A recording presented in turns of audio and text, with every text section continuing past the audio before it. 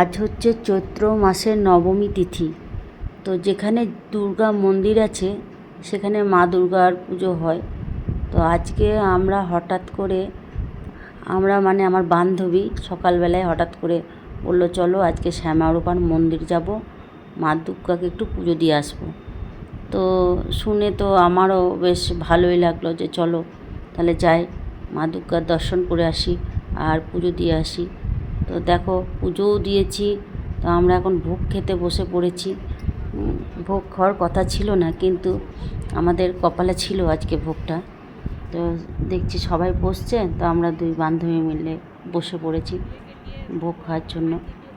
তা পুজোটা দিয়েছি, খুব ভিড় ছিল, তো লাইন দিয়েই পুজোটা দিতে হয়েছে। তো পুজো টুজো আমরা দিয়ে নিয়েছি।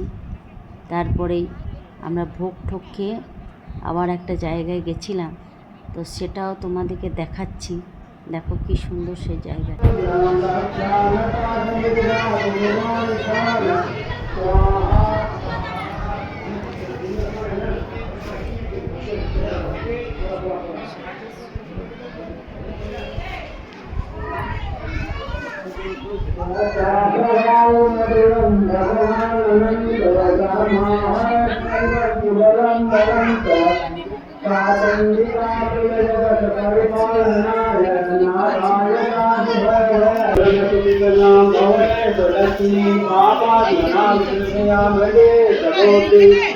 श्रद्धा सतामपूजन प्रभव ताम ताम नाथ प्रतिपादय स्वाहा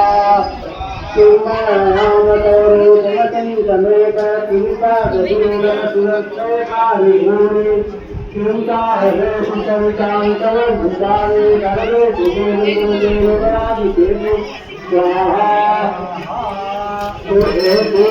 जगतां त्रिपुरापदो जायते हरिणादिपुरतपाणः सर्वाश्रयाप्रेमिकं जगदप्रभूतमध्यात्मिकाय परमात्मने समाज स्वाहा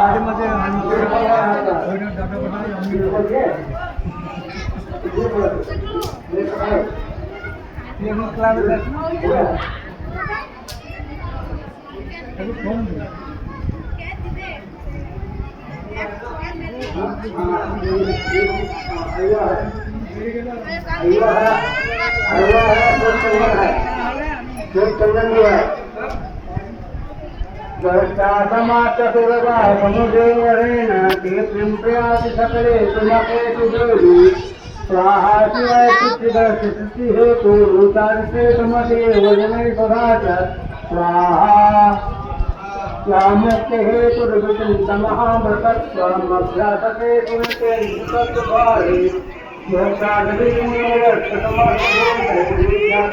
भवति परमाहि। এতক্ষণ ধরে যে মন্দিরটা দেখালাম সেটা খুবই সুন্দর একটা মন্দির। এটা হচ্ছে গড়চণ্ডী মায়ের মন্দির। এটা শ্যামারূপা মায়ের মন্দিরের ঠিক কাছে।